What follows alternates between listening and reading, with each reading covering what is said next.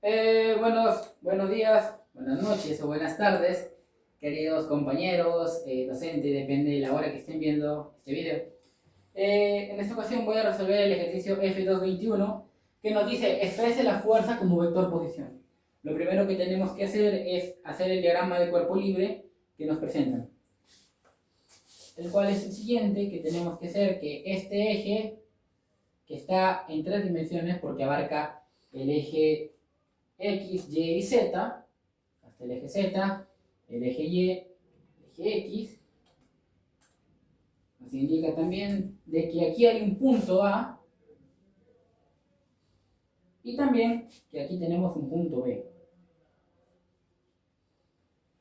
El punto A está en una posición, nos dice que está en 2 metros, que tiene una altura también de 2 metros, y el eje B que está en una bajada en el eje X de 4 metros.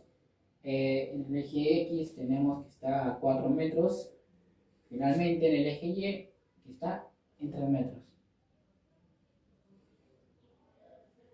Ok. Esto sería el diagrama de cuerpo libre de nuestro conjunto presentado. Ahora lo que tenemos que hacer es calcular, sacar sus coordenadas del punto A y del punto B y poder expresar la fuerza como vector posición.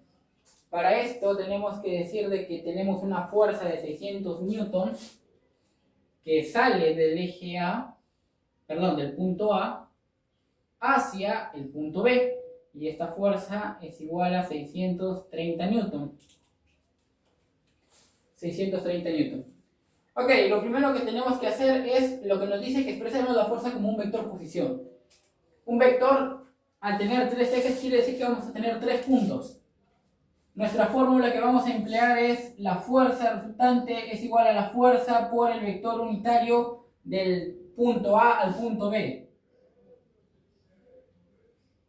Nosotros tenemos que la fuerza es de 630 newton, pero no conocemos el vector posición de AB y eso es lo que vamos a calcular ahora mismo.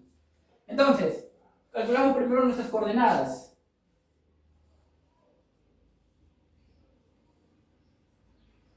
Las coordenadas del punto A y las coordenadas del punto B. El punto A vemos que está en el eje X, que es paralelo, en una distancia de 2 metros, es decir, está en 2i. El eje Y no se ha movido para nada, sigue en el tramo del eje X, no se ha movido ni de forma positiva ni de forma negativa. Por lo tanto, queda como 0. 0J. Y como tiene una altura de 2 metros, en el eje Z tiene una altura de 2 metros, tenemos 2K. El eje B tenemos de que está en el eje X 4 metros, es decir, tenemos 4i, en el eje Y vemos que tiene una distancia de 3 metros, 3J, y vemos de que en el eje Z tiene una distancia de 4 metros negativa. ¿Por qué? Porque no está yendo a la misma dirección del punto del eje Z, sino va en contra.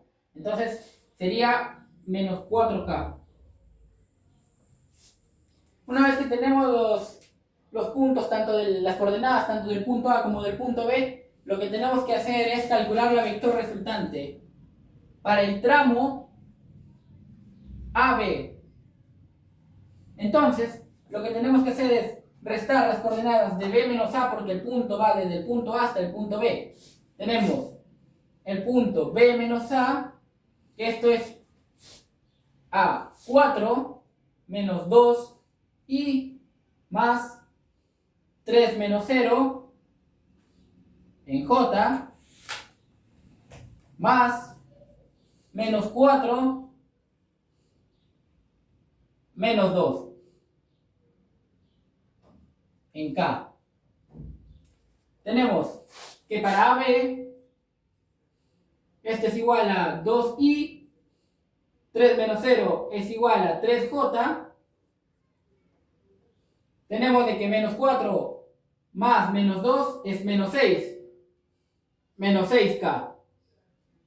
Estas serían la resultante de los puntos A y B. Ahora tenemos que calcular su módulo. El módulo no es más que el exponente, calcular el vector resultante al exponente al cuadrado y con su raíz. Es decir, es la raíz cuadrada de los componentes del vector resultante al cuadrado. Tenemos 2 al cuadrado más 3 al cuadrado. Este menos, como va con exponente, cambia a positivo. Tenemos 6 al cuadrado. La resultante es la siguiente.